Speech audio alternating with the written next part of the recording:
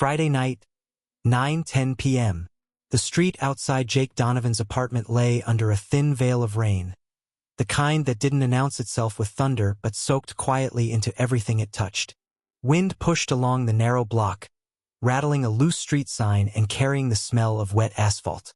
Jake parked beneath the flickering lamp by the curb and sat for a moment, hands resting on the steering wheel, listening to the engine tick as it cooled. His body felt older than 34. Another double shift at Wilson Enterprises had drained him down to something mechanical. Lift, repair, reset, repeat. He rolled his shoulders once, as if that might shake off the ache lodged between his spine and his ribs, then reached for his bag and stepped out into the cold. The hallway lights inside the building buzzed faintly. Jake climbed the stairs, boots heavy, each step echoing too loudly in the narrow space. Sophie was spending the night at his sister Karen's. The apartment would be empty, silent. That thought usually brought relief. Tonight it didn't. As he unlocked the door and pushed it open, something felt wrong immediately. Not a smell, not a sound he could name, just a pressure in his chest that tightened without warning. The living room was dark. The lamp by the couch was off, just as he'd left it. Jake shut the door behind him and dropped his keys onto the small table by the wall. The sound landed flat, swallowed by the room. Then he heard it. Water. Running. Steady. Uninterrupted. Jake froze. His heart kicked hard. Against his ribs. The apartment wasn't big. From the front door, he could see straight down the short hallway toward the kitchen. A faint yellow glow spilled across the floor, soft but unmistakable. Someone had turned on the light. He didn't move at first. His mind ran through explanations too quickly to hold on to. Karen? No. She would have called. A neighbor? No one had a reason. The landlord? Not at this hour. Jake took one step forward, then another, boots silent now despite their weight. His hand curled instinctively, fingers flexing as if ready to defend something. Precious.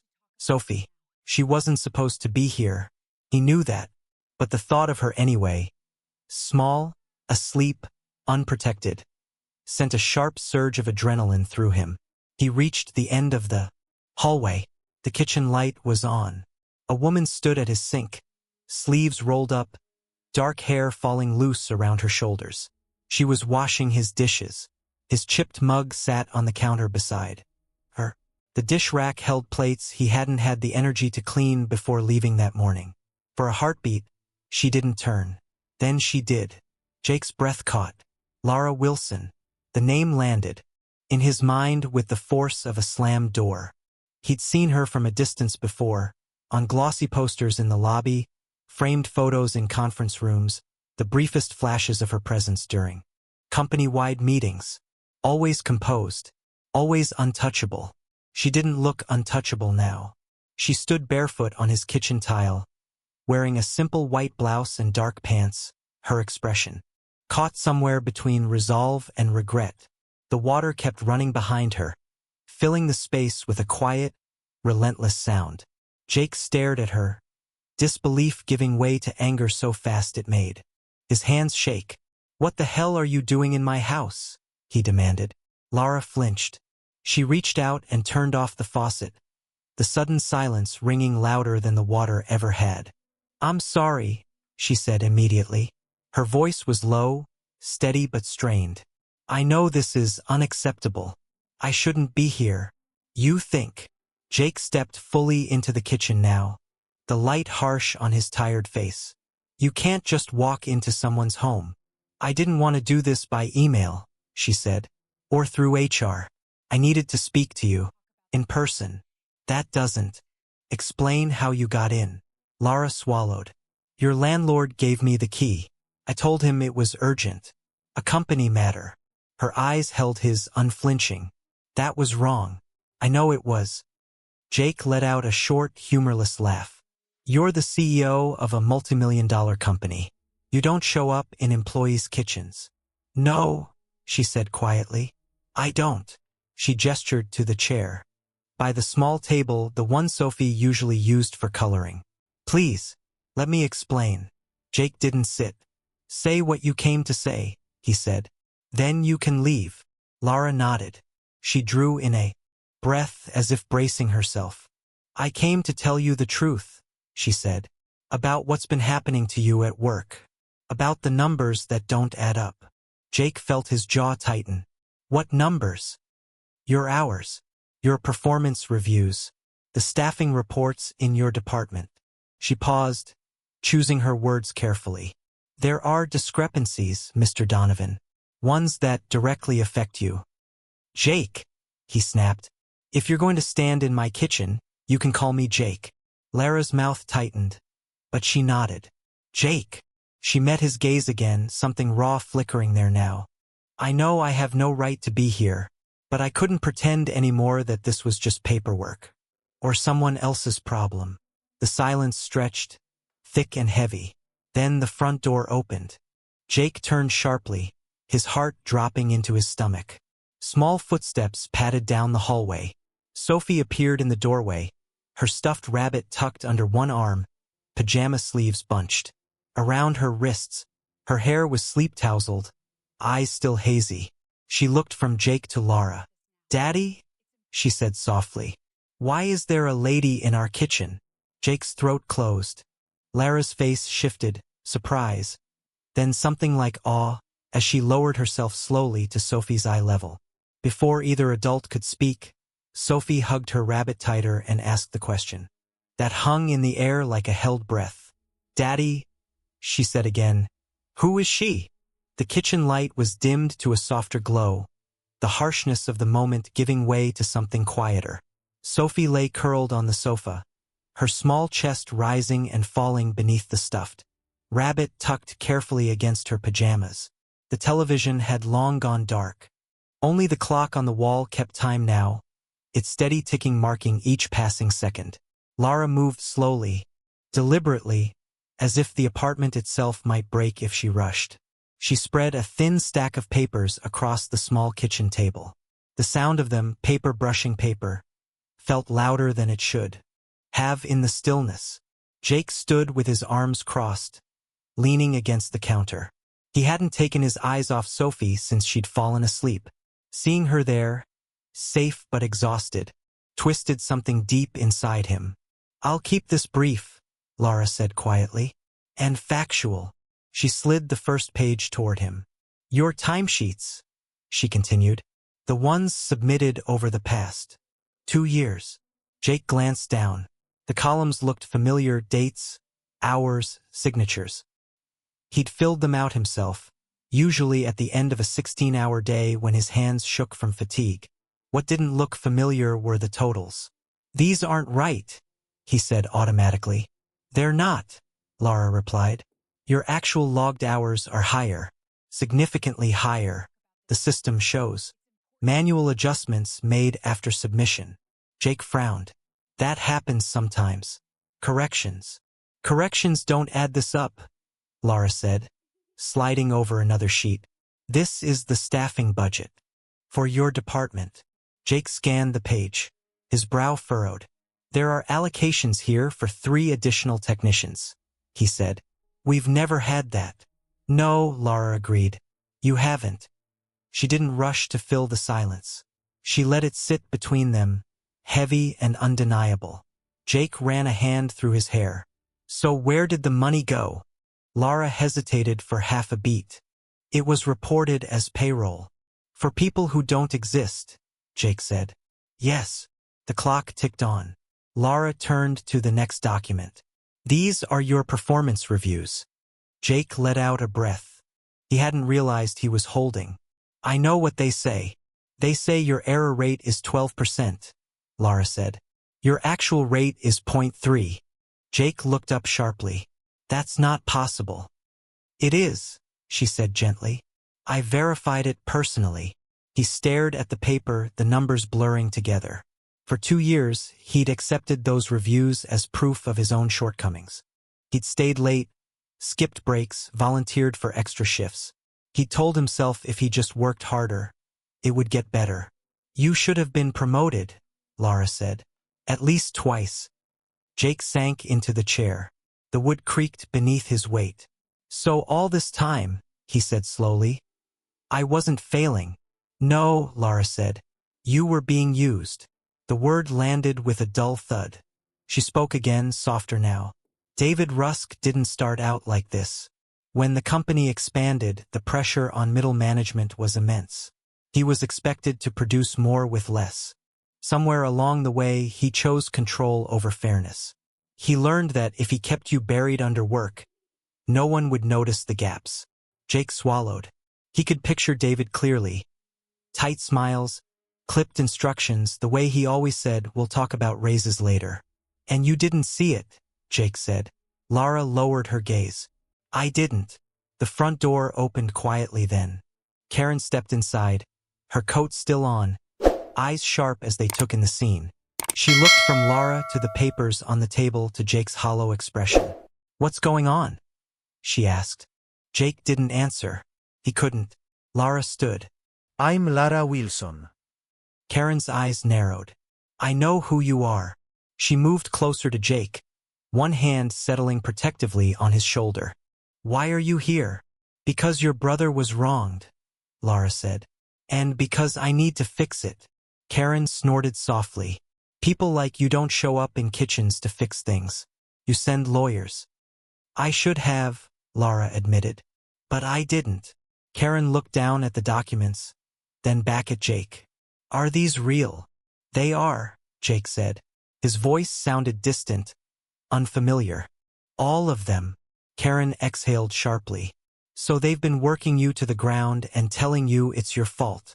Jake nodded once. Karen's jaw tightened. We're not doing anything tonight, she said firmly. He needs sleep. Sophie needs her dad tomorrow. Lara nodded. Of course. She gathered the papers, sliding them back into her folder. There's one more thing, she said, hesitating. Tomorrow morning, HR will request a meeting with Jake. Jake looked up. Request. It won't feel like a request, Lara said. David will be there. Jake's stomach dropped. Karen squeezed his shoulder. We'll deal with it. Lara met Jake's eyes one last time. You didn't imagine any of this, she said. And you're not alone anymore. When she left, the apartment fell silent again. Jake sat there long after, listening to the clock tick, watching his daughter sleep. The pain wasn't just in what had been done to him. It was in the realization that for 2 years he'd believed the lie, that maybe he just wasn't good enough. Saturday morning arrived without mercy. Jake stood in the lobby of Wilson Enterprises, the polished floor reflecting the overhead lights like a mirror he didn't want to look into. The building hummed with weekend quiet, too clean, too still. His security badge felt heavier than usual against his chest. Conference room C, the message from HR had said. The room was all glass.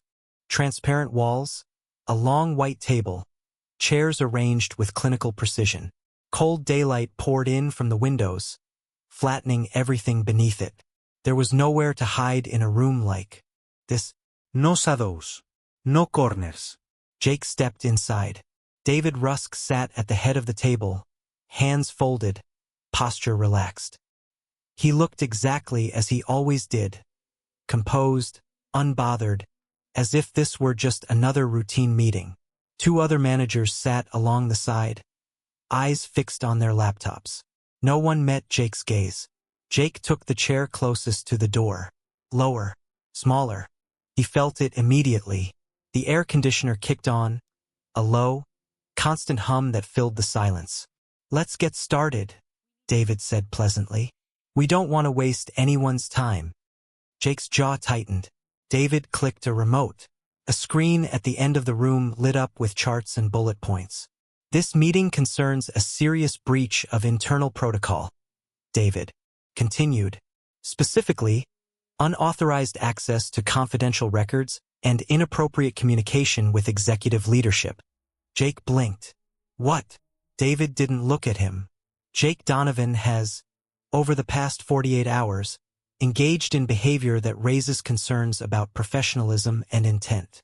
Jake felt heat rush to his face. That's not true. One of the managers shifted in her seat but kept her eyes down. David finally turned toward Jake, eyebrows lifting in mild disappointment. You met privately with the CEO in your home.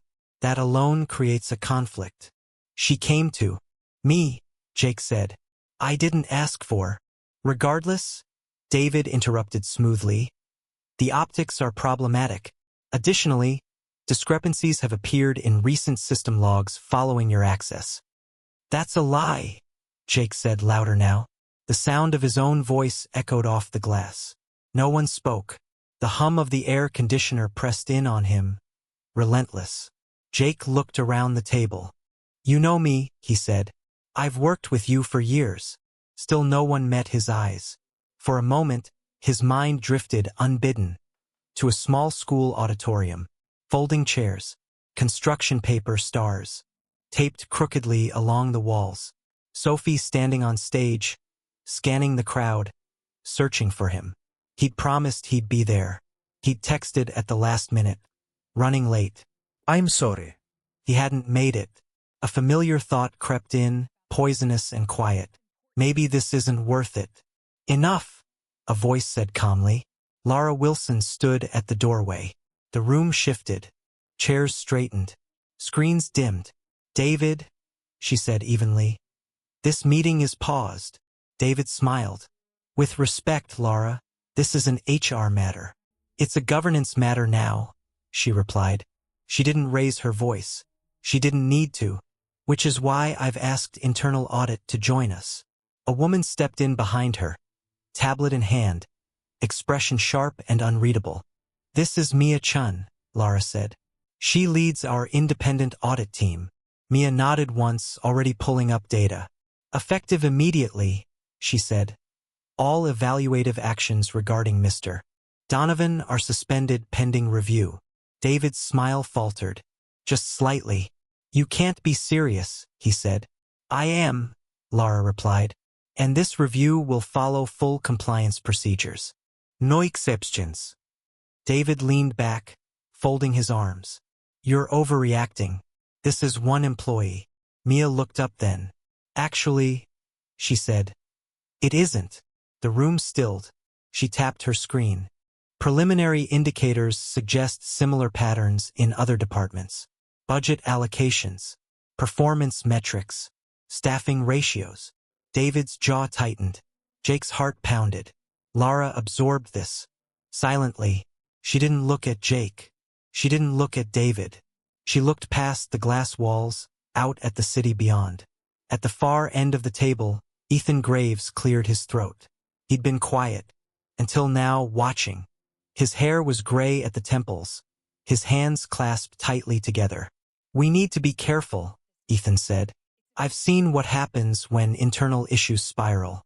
Years ago, a company I advised lost everything because leadership moved too fast.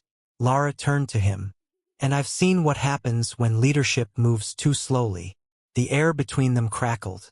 Jake sat there, invisible again, and yet suddenly the center of something much larger than himself. Mia gathered her tablet. I'll need access to broader records, she said. And time. You'll have both, Lara said. David pushed his chair back. This is a mistake. Then the review will prove that, Lara replied. The meeting dissolved quickly after that. Chairs scraped. Laptops closed. People filed out without a word to Jake. He remained seated until the room was nearly empty. As he stood, Lara touched his arm lightly. You okay? Jake hesitated. I don't know. He admitted. Mia paused beside them. For what it's worth, she said. This isn't isolated. Jake felt a chill run through him. Not just one department? Lara asked quietly. Mia shook her head. No. The glass room felt smaller suddenly. The walls closer. Jake watched his reflection in the transparent surface. Tired eyes, shoulders slumped. A man who'd spent too long carrying weight. Alone. As they stepped out into the hallway, he wondered if stopping now would be easier, and whether walking away would cost less than staying. Sunday arrived without ceremony. Jake drove through the gray edge of morning, the sky just beginning to thin from black to slate. The roads were mostly empty, traffic lights blinking red over. intersections that felt suspended in time. He stopped at one, hands resting on the wheel, fingers trembling despite the heat running too high in the car. Sleep hadn't come easily.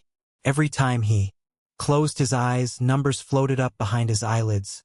Hours, budgets, percentages that refused to stay abstract anymore. His body ached in the familiar way it always did after too many shifts. Stacked together. His neck felt stiff, his lower back tight, his eyes burning as if he'd stared too long into something bright. The light turned green. Jake didn't move at first. Car honked behind him, sharp and impatient, and he jolted forward, heart pounding. By late morning, the apartment was quiet again.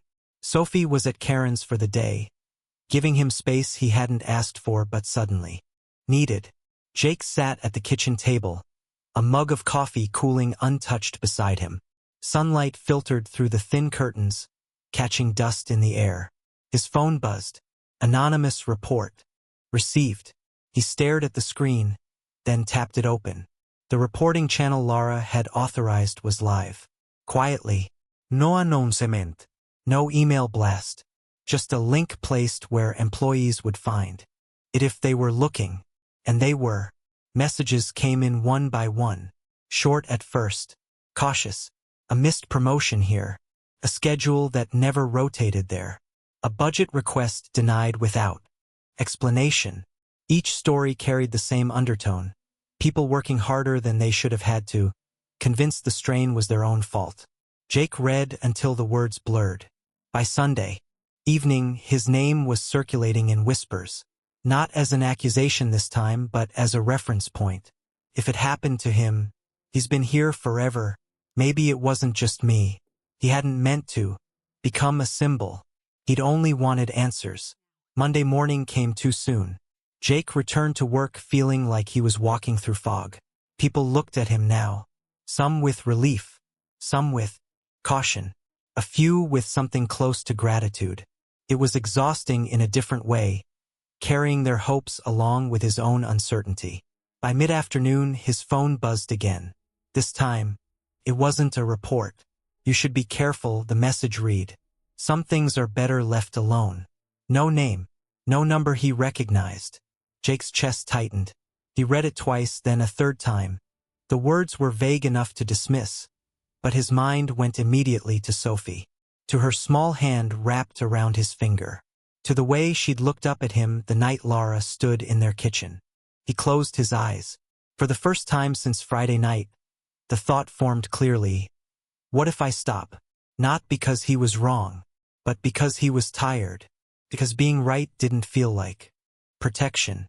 Because the weight of all this, of being seen, of being targeted, pressed down harder with every hour.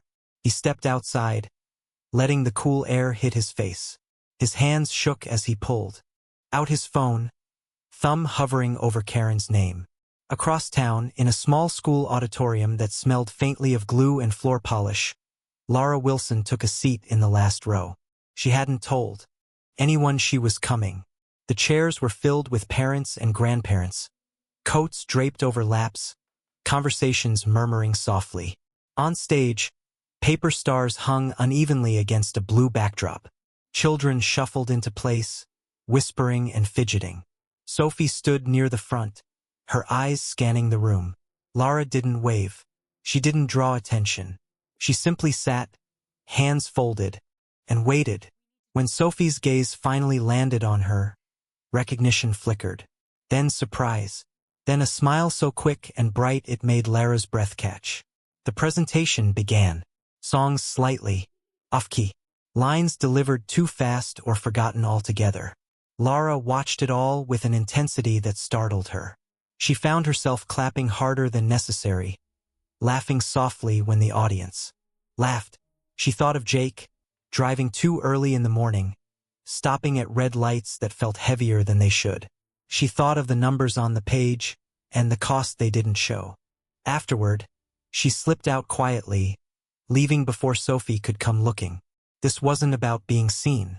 It was about being there. That evening, Mia-chan stood alone in her office, the city lights blinking on beyond the windows. She scrolled through system logs with practiced precision, following trails most people would never notice. Then she stopped. She leaned closer to the screen. The access pattern was subtle. Clean. Too clean. Changes made at a level above departmental control. Adjustments timed to avoid detection. Miaesse pals weekend. This wasn't middle management. She picked up her phone and typed a message to Lara. We have a problem, she wrote. The data's been touched from higher up. Advisory level. She hesitated, then added, this goes beyond. David. Tuesday night settled over the city like a held breath. The glass tower of Wilson Enterprises stood illuminated against the dark, its upper floors glowing in lonely squares of white light. Most of the building had gone quiet hours ago. Only a few windows remained lit now, scattered and distant, like unanswered questions. Jake's footsteps echoed down the hallway as he moved toward the operations floor. The sound followed him, measured, steady, too loud in the emptiness. The hum of the building at night was different. No conversations. No phones. Just ventilation, electricity, and the quiet persistence of systems that never truly slept. He preferred it this way. Fewer eyes, fewer expectations. At the far end of the corridor, Lara stood near the glass wall overlooking the city. Her reflection hovered faintly beside her in the dark window. A second version of herself she didn't seem to recognize anymore. Mia called, she said without turning. She found the access point. Jake stopped a few feet away. David. Lara shook her head once. No. The word fell heavy between them. She turned then, her face pale beneath the fluorescent lights. It wasn't David, who changed the advisory permissions. He couldn't have. He doesn't have that clearance. Jake frowned. Then who does? Lara didn't answer right away. She looked down at the floor, as if the truth were written there. Marcus Hale, she said finally. Jake knew the name. Everyone did. Marcus Hale had been Lara's closest advisor since the company's early days. He'd helped her navigate investors, expansion, risk. He was spoken about with a kind of reverence, as if his judgment were beyond question. He taught me how to survive, Lara continued quietly, when this company was just a rented office and a loan we weren't sure we could repay. He told me the truth no one else would. That growth always cost someone. Her voice tightened. He just never told me who. The silence pressed in again, thick and suffocating. Before Jake could respond, a sharp tone cut through the air. An alert. One of the control panels along the wall flashed amber. Jake moved instinctively. He crossed the room, scanning the display.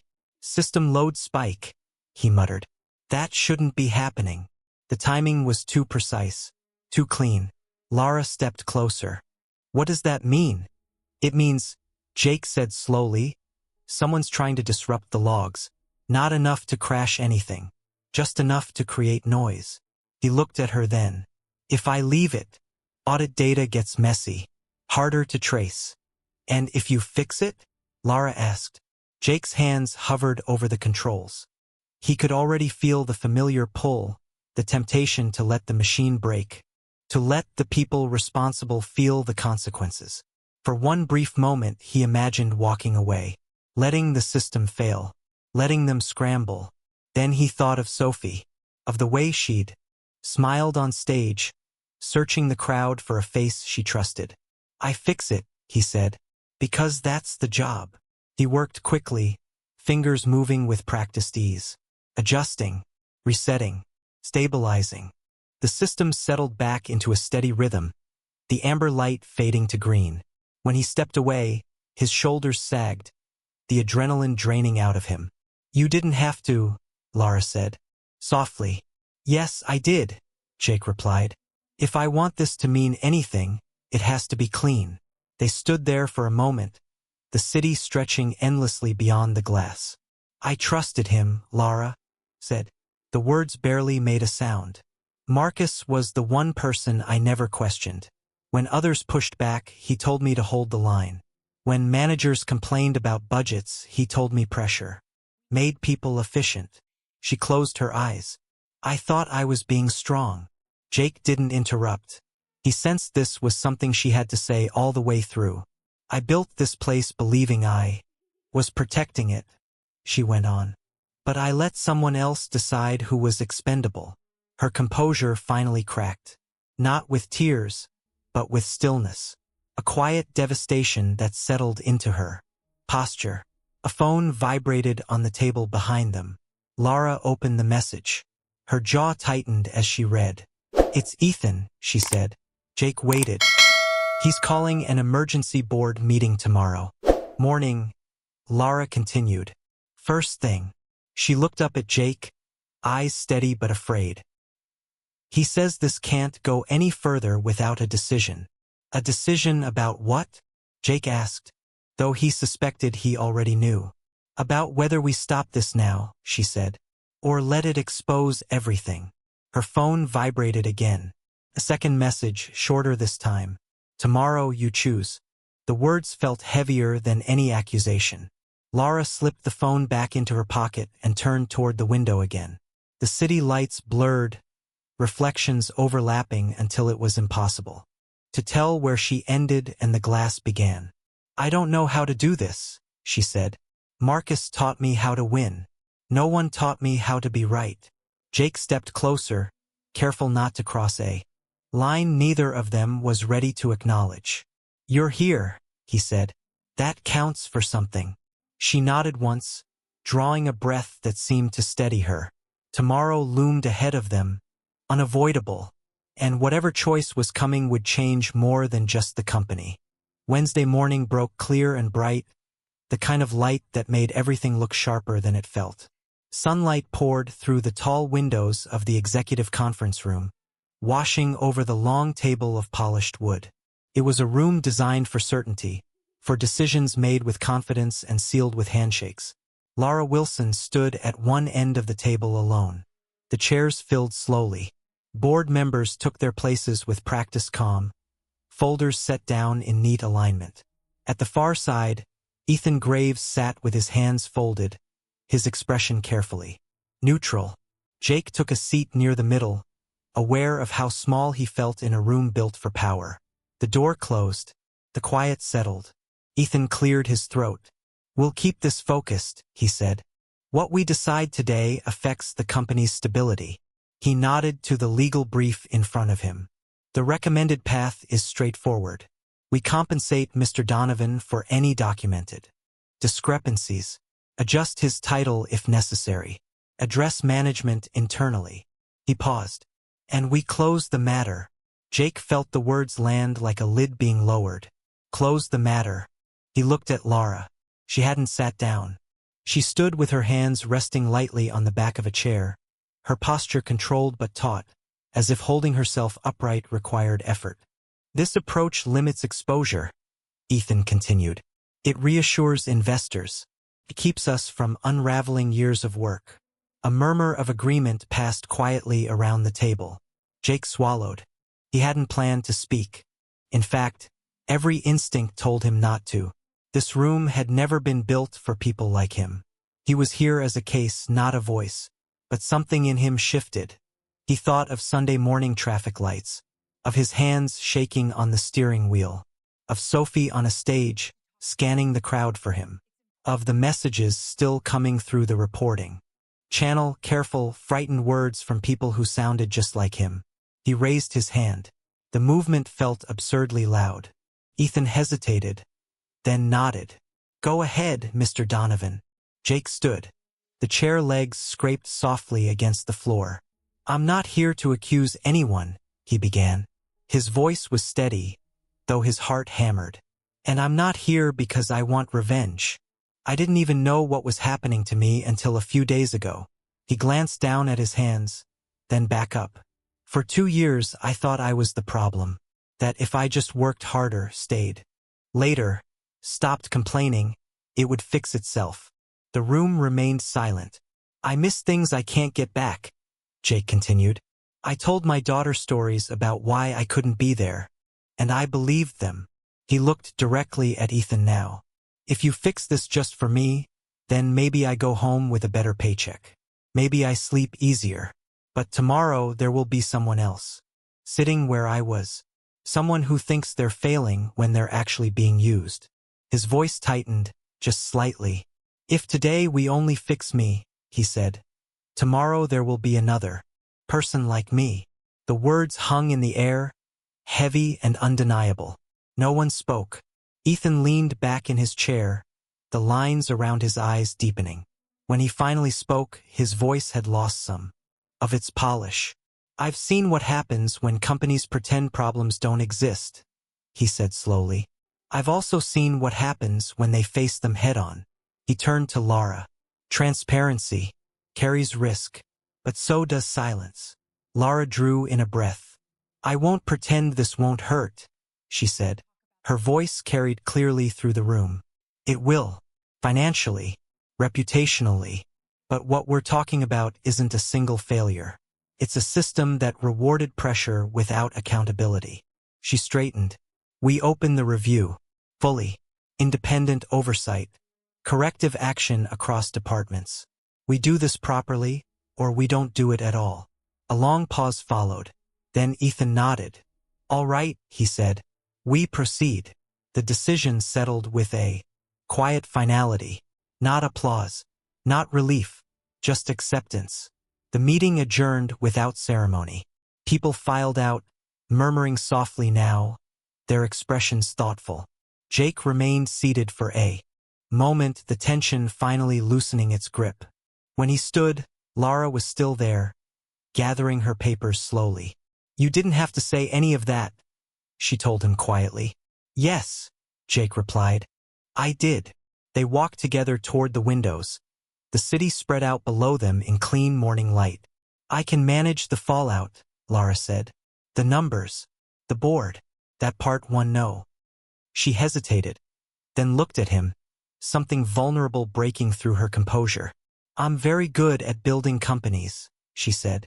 At strategy. At survival. Her voice softened. But I don't know how to be someone's person. I don't know how to be a part of a life that isn't measured in quarters. She looked away, out at the horizon. I don't know how to be a family to anyone. The words lingered between them, unfinished. 6 months later, the kitchen looked the same.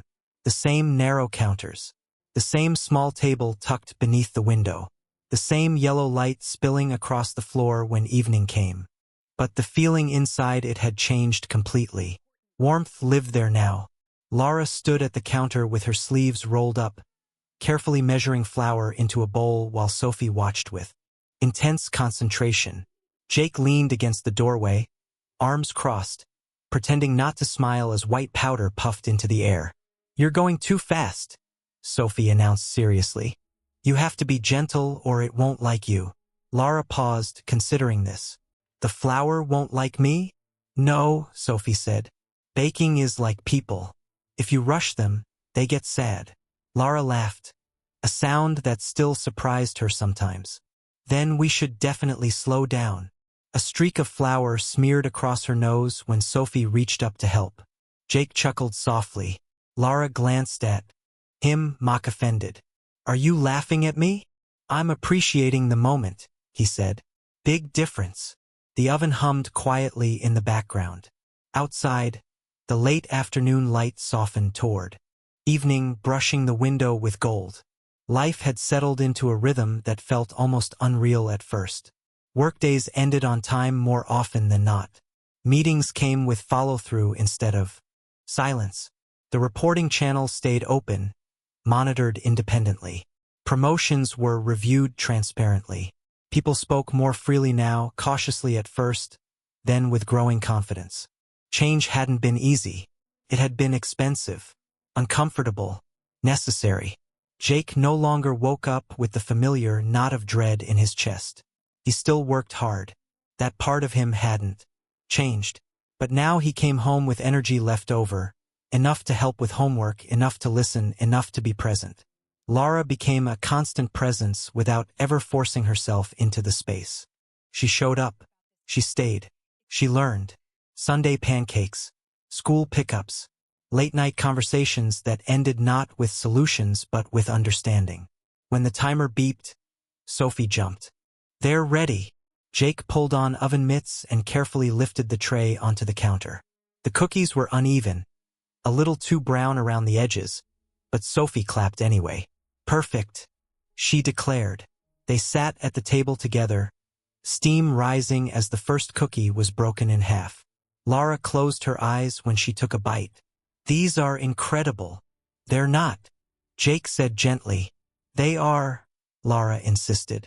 Because we made them. Sophie slid off her chair and disappeared down the hallway. She returned a moment later holding a piece of paper, edges worn from time and handling. Jake recognized it instantly. The butterfly drawing. The same one Sophie had made months ago. Lines uneven, wings too large, colored with hopeful intensity. Sophie climbed onto a chair and carefully taped it back onto the refrigerator door. There, she said, stepping back to admire it. Laura watched quietly. Why did you put it back up? Sophie considered her question, head tilted. Because it fell down when Daddy was tired. But now he's not. Jake felt his throat tighten. And, Sophie added, turning to Laura, because magic. Butterflies only stay with people who don't leave. The room went still. Laura knelt beside Sophie, her voice soft. Is that so? Sophie nodded. Yeah, they don't like it when people disappear. Laura glanced up at Jake. He didn't speak. He didn't need to. She looked back at Sophie and smiled, steady and certain. Then I think it's safe, Laura said. Because I'm not going anywhere. Sophie beamed, satisfied, and ran off to wash her hands, humming to herself. The kitchen grew quiet again, the comfortable kind. Jake moved closer to Laura, resting his hand lightly at her back. She leaned into the touch without hesitation. You okay? He asked. She nodded. I am now. They stood there for a moment, watching the light shift as evening deepened. The same light that had once revealed fear and confusion now held something gentler. Belonging. I used to think success meant keeping everything under control, Laura said quietly, making sure nothing ever cracked. And now? Jake asked. And now I think it means knowing what's worth holding on to, she said. And what's worth letting go. From the hallway, Sophie called out, Can we watch a movie tonight? Jake smiled. Of course. Laura reached for his hand, fingers warm and certain in his.